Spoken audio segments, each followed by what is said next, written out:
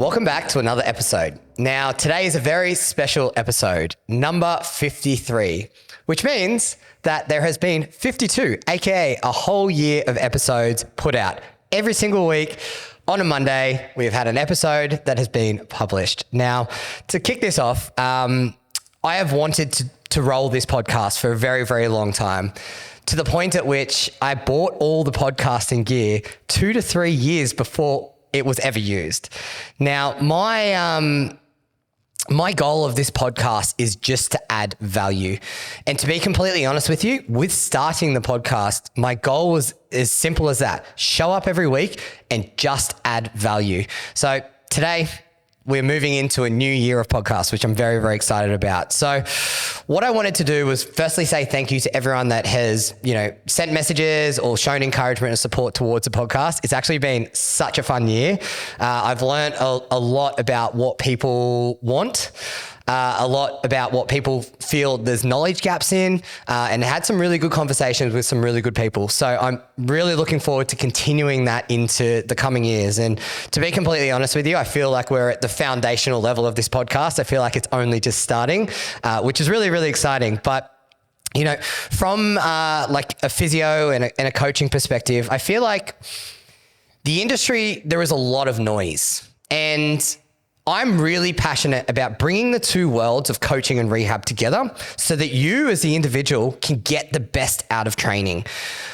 There's heaps of noise, there's heaps of marketing, and quite frankly, what you actually need more so than anything else is understanding how the body works, what's going to get you the best return on investment, and context around situations. Like, there's always context to be added.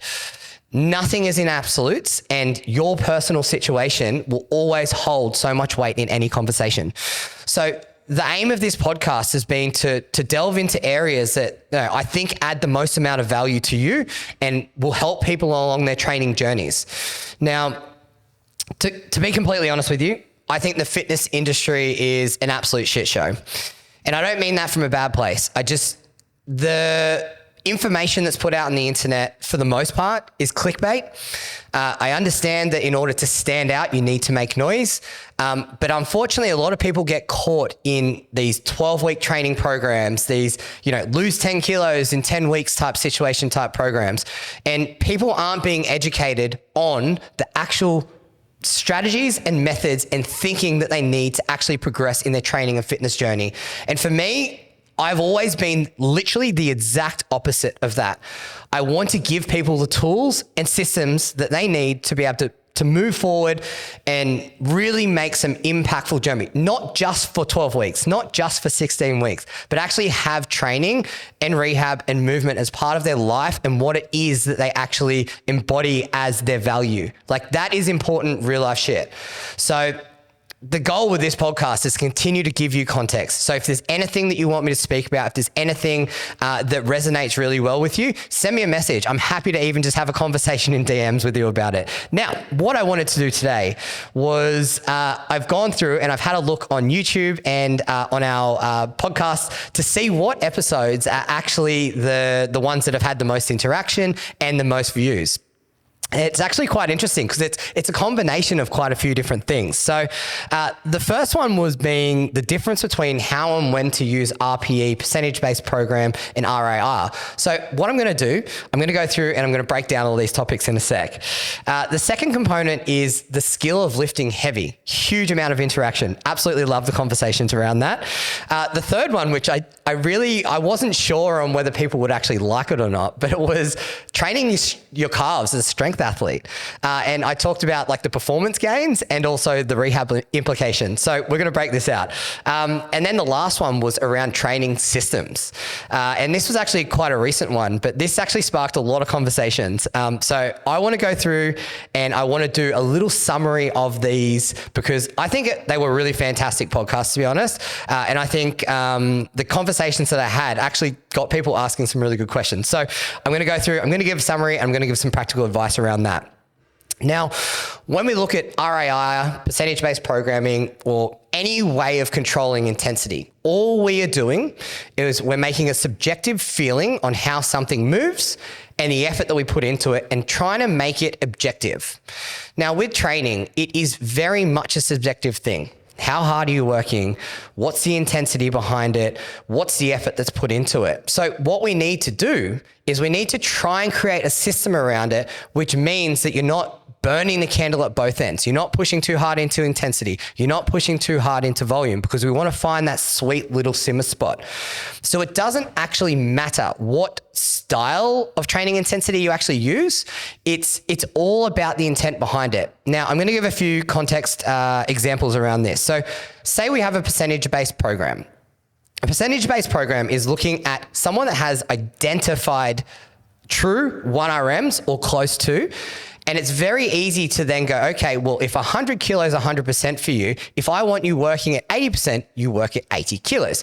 It's a way of confining and setting constraints into someone's program. So I want you to do 5 sets of 5 reps at 80%.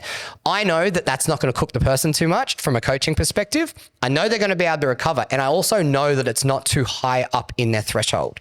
Now, for instance, say I wanted them to work a little bit harder and go up into the next stage. I could bump that up by 5%. And now I'm getting them to do 5 by 5 at 85%. And I know that's 5% higher than they've ever done before. And that's the thing that's actually going to chase the adaptation for them. So what it's doing, it's creating a little ecosystem where you can control how hard someone is working.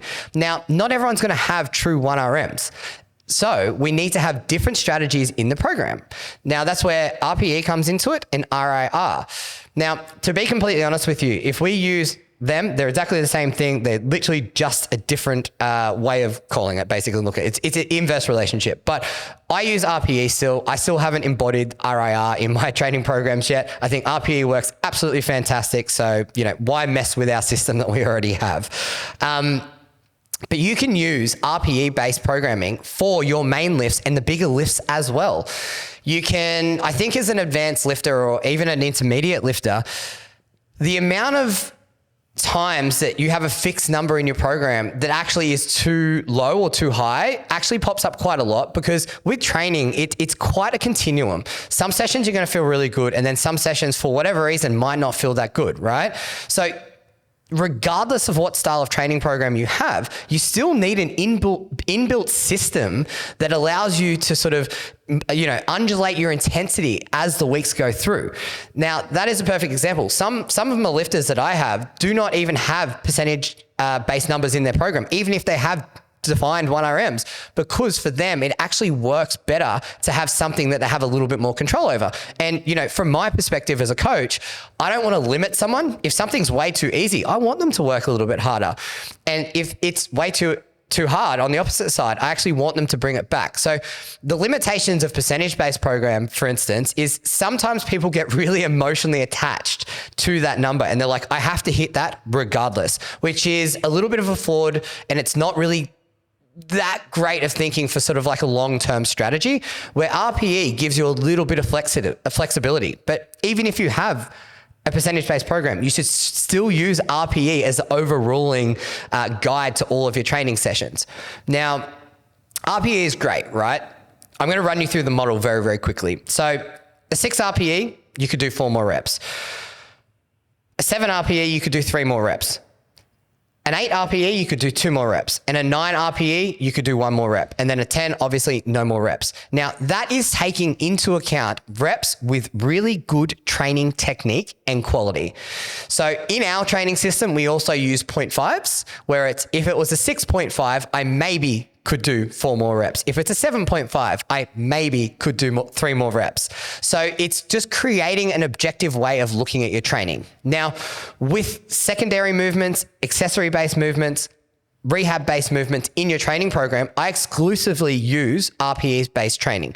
Now, the best thing about this is it allows you to get comfortable with the weight. Now, say for instance, you're coming back from an injury, you might go, okay, I'm going to sit on the cautious side because I don't want to push that intensity up too hard too quick. So who am I to tell you what weight to work at? It gives you the power to, as you get more confident in your body, as you're building back up through that rehab process, escalate the weight as able.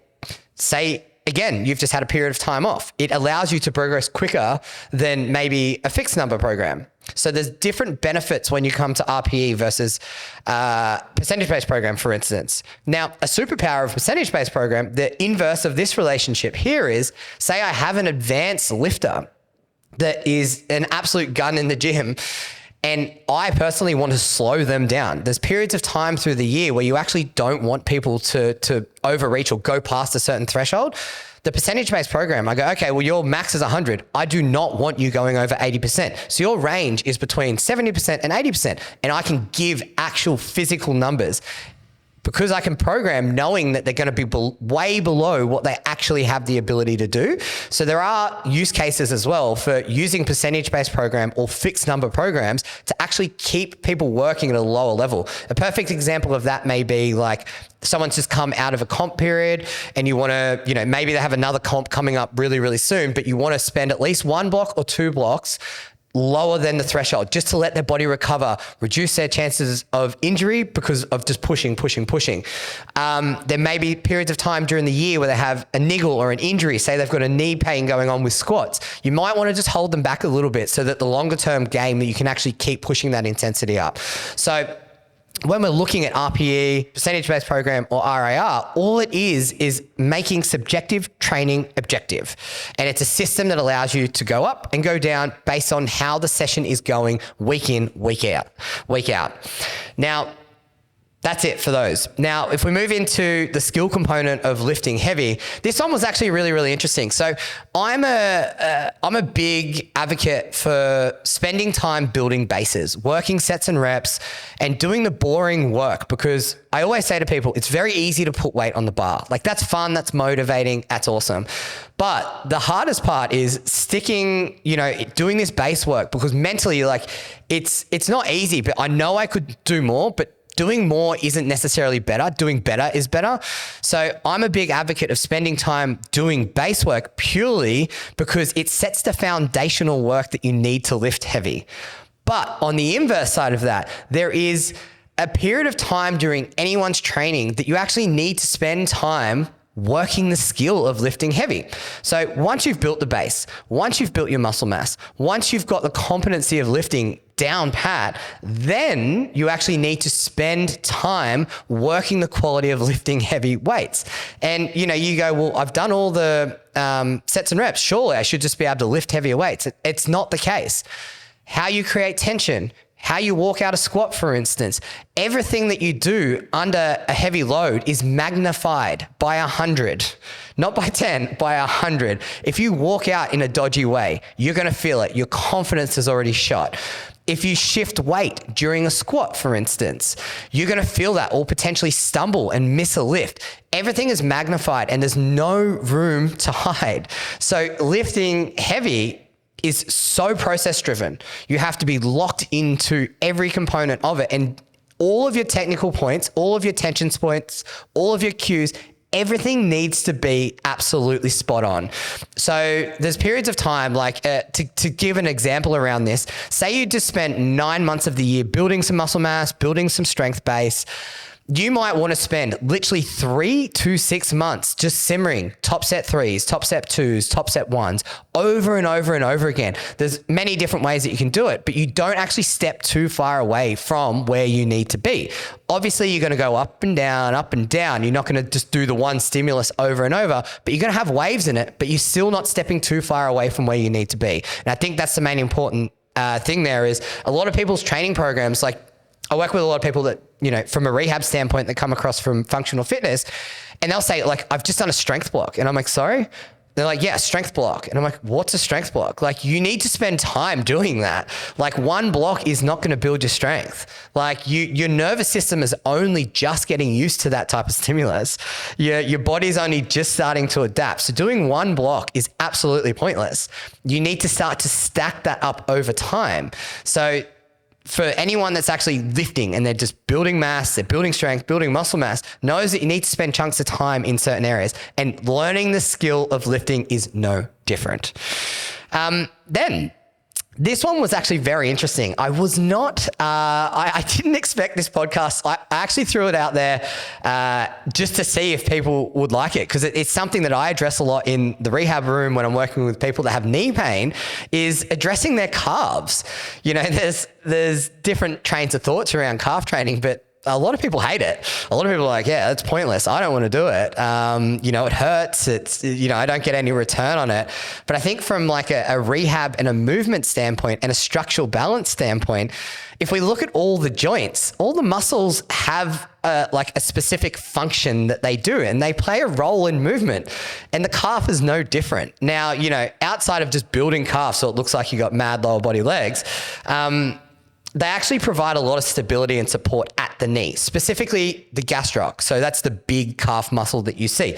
Because it crosses across the back of the knee joint, the hamstring and the calf actually cross over one another to create like an anchor, a pull to slow down movement going forward. So if you have a calf that is really underactive, that means that you're going to have less pullback. So it means that your knee's going to drive further forward without less pullback, which means over time, if you're lifting a lot of weights, you're lifting really heavy, you might find yourself in a situation where your knee becomes quite inflamed and sore. And, you know, that is seen as like a patellar tendinopathy, which then can progress into, you know, a tendinopathy, which means that the tendon actually becomes really weak and fragile. But by having some, you know, not just looking at the knee itself or the quad itself, which is often the case, we also look at the backside and we go, okay, well, what's going on the hamstring? What's going on the calf? How do we slow down movement? And how do we add more restraints into movement so that the patellar tendon doesn't get jacked up so much? So that's what that podcast was about. I think, it was a really, really interesting chat because, you know, obviously there's a function side of the calf, but there's also that like the prehab and the preventative side as well that we sort of need to look at. So really, really interesting episode. If you haven't had a listen, go have a listen. And the last one, which is actually only from a couple of weeks ago, is I've made a couple of different iterations. So I've blended a couple of episodes together here, but around training systems and why we actually need them. And when we look, for full disclosure, I used to be someone that I used to pride myself on saying like, individualized programming is the only way. But as you build anything out, you have to build things out in a way that's systemized so that you can control the output by the inputs that you put in. So training is no different to that. So I know if I want someone to get strong, there are certain levers that I can pull. If I want someone to build muscle mass, there's certain levers I can pull. If I need someone to get out of pain and build structural balance, I know there's certain levers in terms of methods and exercise progressions that I can pull, right? That is all part of a framework. That is all part of a system. Now, for anyone that comes through, really what they're getting is personalization. So you can scale up and you can scale down the intensity, the effort, and the hardness of exercises based on the person in front of you. Now, it is impossible to work on everything at once at any one time. Like you can't be, doing endurance, doing power stuff, doing strength, being a elite level power lifter, all in that top 1% all at one period of time. So this is where training systems comes into it. You need a way that you can look at training, exercise, progression, and regression, which is really, really important. We need to have a way that we look at movement as a whole, like passive movement, active movement, and how it works into the system in terms of training technique and your baseline of what you need to actually be able to do day to day, like pull your knee towards your hip, for instance. And then we need an ecosystem of training methods that we can use that essentially will move us in the direction that we want. Now, as part of this, if you have a newer lifter, obviously the system's going to be slightly different than an advanced lifter. If you have someone that's new into the gym, you're obviously not going to start them on the hardest progression of exercise that you can possibly do. And you build people up, but that's all within a framework of a system. So the moral of the story here is every training program is actually tailored through personalization of where the person's at, the goals that they're trying to reach, and their experience or their training age in the gym. So it's actually not individualization, it's personalization based within a framework that works and has real life experience and real life data. And I know when I pull certain triggers, I can get a result. Now, if we think of any industry, we think of medical, we think of building and structure, we think of engineering. Every industry has a framework of how they actually do things. Fitness and training is no different. Yes, you have a person that's in front of you, but there are still triggers that you can pull that get repeatable results over and over and over again. And I see this all the time. Coaches and practitioners get stuck in this loop of trying to be creative, and they're stuck in their head instead of just having a programming system that you can tap into and pull different components out of. It's a smarter way to work when you have a plan. Systems save you so much time. It's not lazy. It's actually the exact opposite, because you actually have to spend a lot of time developing them.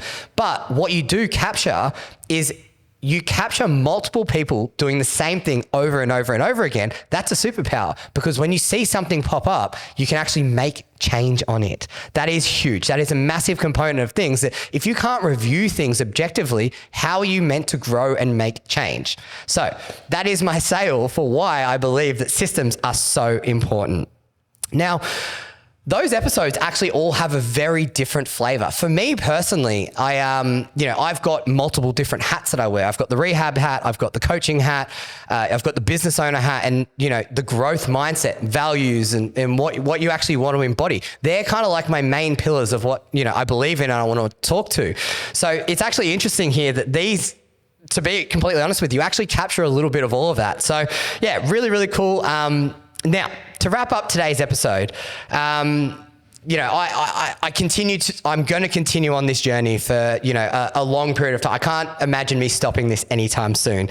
And I hope that, over, the last 12 months up to date, it has actually been really helpful for you. I hope that you've actually gotten something out of it, and, that it adds actually something to your training rather than just adding noise and clutter, because that's the last thing that I don't want to do. Like, I have a value and, an ethos that I stand by, and it's be about your business, which for me is like, be about the work, be about the thing that it is that you want to help people with, be about it. Don't try and cover it up. Just do it to the best extent that you can possibly do. And this is what I'm trying to do with this podcast, and I will continue to do into the future. Now, before we finish up, I want to say a massive thank you to the man behind the lens, Nate Wilder,